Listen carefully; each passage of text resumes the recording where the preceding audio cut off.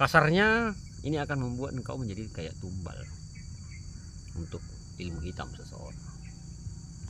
Entahlah itu pesugihan atau ilmu hitam, terserahlah.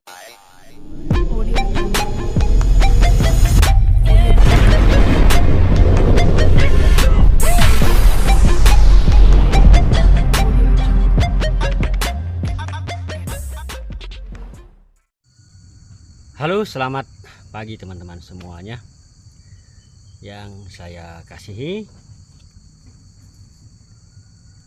Bertemu lagi dengan saya Bang Lo untuk berbagi pengetahuan singkat ya teman-teman.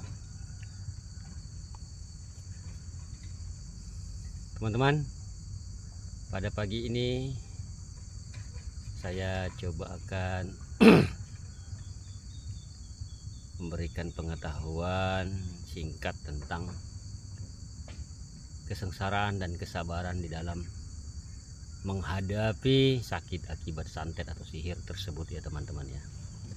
Karena tidak menutup kemungkinan akan membuat keputusasaan terhadap sakit yang dialami tersebut.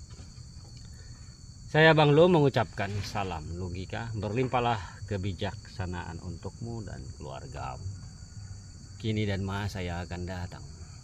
Dan selamat pagi, shalom, assalamualaikum, damai sejahtera, Om Swastiastu dan Namo Buddhaya, serta salam kebajikan buat semua teman-teman yang ada di seluruh belahan dunia.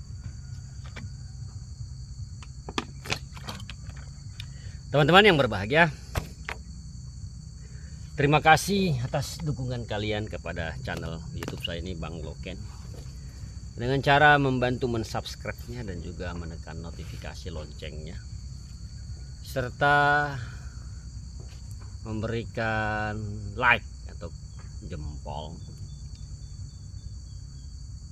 memberikan komentar terhadap video-video yang saya upload tentang tanggapannya, serta mau share-nya atau membagi-bagikannya. Saya juga mengadakan live secara live ya, atau langsung terapi pengobatan, tapi sistemnya bergabung teman-teman ya, untuk mengikuti pembersihan dan pelepasan ikatan sihir atau santet tersebut pada tubuh orang-orang di luar sana yang mengalami sakit akibat sihir, terlebih sakit akibat energi negatif, santet guna-guna, maupun orang-orang yang suka kesurupan. Ya, bagi yang sudah bergabung saya ucapkan terima kasih sudah bergabung, dan belum yang bergabung silakan mari bergabung. Teman-teman,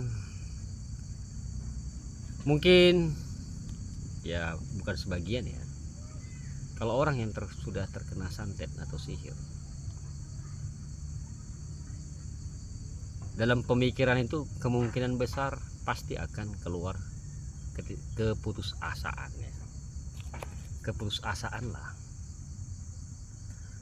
Keputusasaan ini karena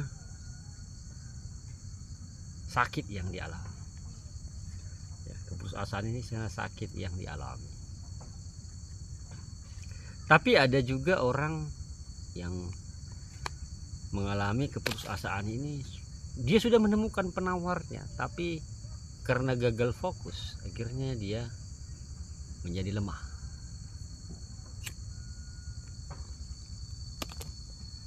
Nah, apalagi bagi orang yang belum menemukan penawarnya atau obatnya atau terapinya ya. Berarti dia akan menjadi berlipat dia keputusasaannya. Nah, kekacauan pikiran akibat sihir tersebut mengganggu tubuh seseorang, maka dia akan semakin lemah dan keraguanlah yang muncul ya, keraguan yang akan muncul. Nah, Ada orang di tengah perjalanan itu perobatannya berhenti padahal dia sudah tidur nyenyak, makan enak, tapi di pertengahan jalan pengobatannya dia berhenti karena merasa sudah enak. Padahal sifat dari energi negatif ini atau sihir tersebut teman-teman, sifatnya ketika sakit itu pulang kepada pengirimnya, dia akan berhenti sejenak menunggu kewaspadaan si korban hilang atau longgar. Nah, di samping itu si pelaku juga akan memulihkan badannya atau dirinya, karena ketika seseorang dibersihkan atau diterapi atau dilepaskan, maka si pelaku itu akan mengalami sama seperti yang dialami si korban. Dia akan memulihkan badannya sejenak. Tetapi teman-teman, kadang manusia ini percaya dengan apa yang dilihatnya. Dia lebih mempercayai apa yang dia lihat. Memang benar, apa yang dilihat itu yang dipercayai. Tetapi ingatlah, penyakit akibat sihir atau roh-roh jahat atau jin itu juga tidak bisa dilihat dengan mata. Maka ketika si pelaku sakit juga tidak bisa kau lihat. Kelihatannya sehat, tetapi dalamnya sudah rusak. Begitulah. Karena santet itu juga nggak bisa dilihat kan. Tapi kita merasa nggak enak badan itu. Merasa badan ini kayak tidak nyaman. Terlebih bagian kepala. Nah, perobatan tentang sakit akibat santet ini banyak di luar sana. Tapi satu hal yang perlu saya berikan sama kalian ya, kata kuncinya. Ketika seseorang dibersihkan atau dilepaskan dan dia sudah bisa makan dengan enak, terasa makanan itu, rasanya enak dan terasa di lidahmu, dan tidurmu juga enak. Disitulah kau yakinkan dirimu bahwa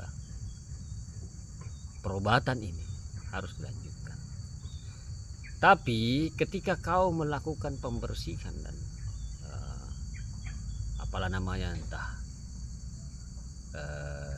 apa namanya itu, dipocongin lah, entah apalah namanya itu ya, dan kau tidak merasa baik, nggak ada perubahan sedikit pun, jangan kau lanjutkan, karena semua itu makan biaya yang tidak sedikit jumlahnya ya. Itu akan memakan biaya yang tidak sedikit jumlahnya.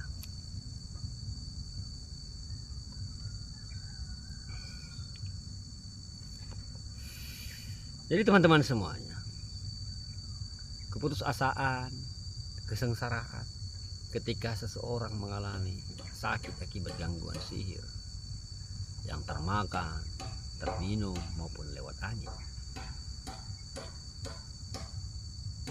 itu wajar selagi masih yang namanya manusia yang memiliki rasa ego, yang memiliki nafsu. Tapi anggaplah itu semacam kekuatan bagimu untuk menjadi sosok yang lebih tangguh dan tidak cengeng.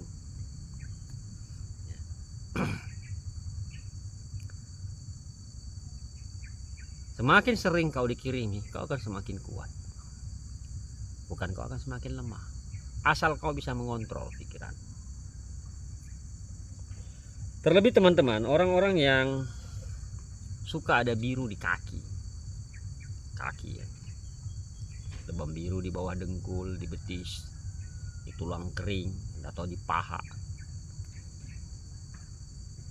ini biasanya mau mencelakaimu, celaka di jalan atau jatuh. Kasarnya ini akan membuat engkau menjadi kayak tumbal untuk ilmu hitam seseorang. Entahlah itu pesugihan atau ilmu hitam, terserahlah, yang penting sifatnya adalah negatif yang mengincar jiwamu.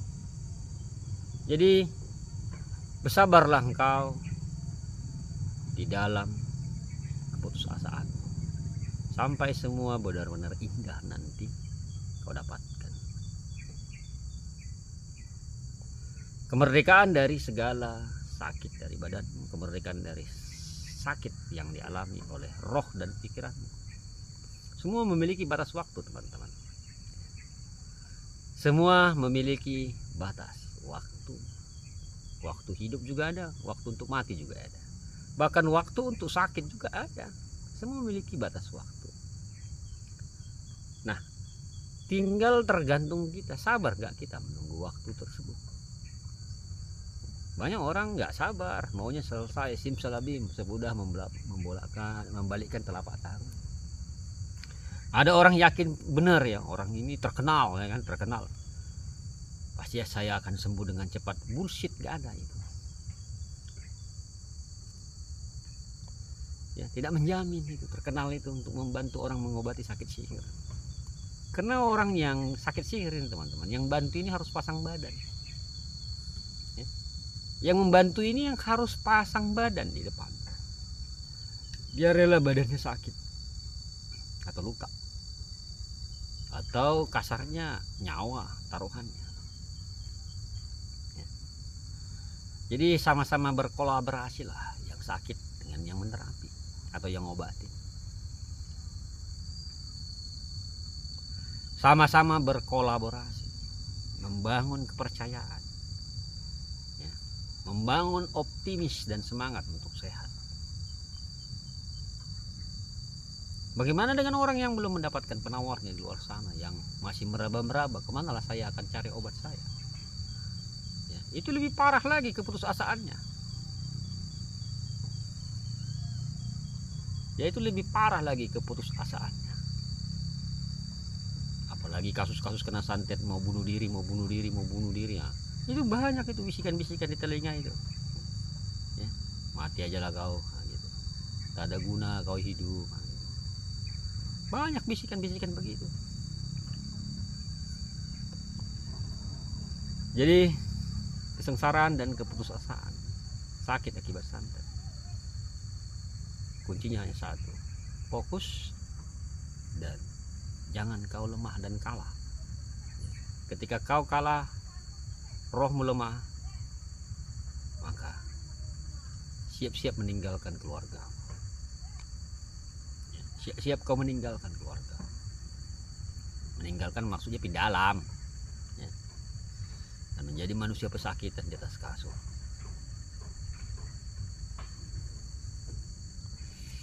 Jadi teman-teman semuanya yang saya kasihi, saya selalu menekankan sama pasien-pasien saya atau klien-klien saya maupun subscriber saya, berbahagialah orang percaya walaupun dia tidak melihat. Artinya di sini sakit akibat santet ini itu tidak bisa dilihat. Kayak kentut, tut katanya, baunya yang ketinggalan, yang bisa dirasakan. Tapi angin kentut itu kan tak bisa dilihat, atau kentut tersebut kan tidak bisa dilihat, tapi baunya ada. Begitu juga orang kena santet, sakitnya ada tapi nggak bisa dilihat santet itu. Teman-teman semuanya, semoga pengetahuan singkat ini bermanfaat untuk orang banyak di luar sana. Bermanfaat untuk orang banyak di luar sana untuk lebih fokus dan semangat di dalam menaikkan semangatnya, fokusnya untuk sehat dan untuk sembuh.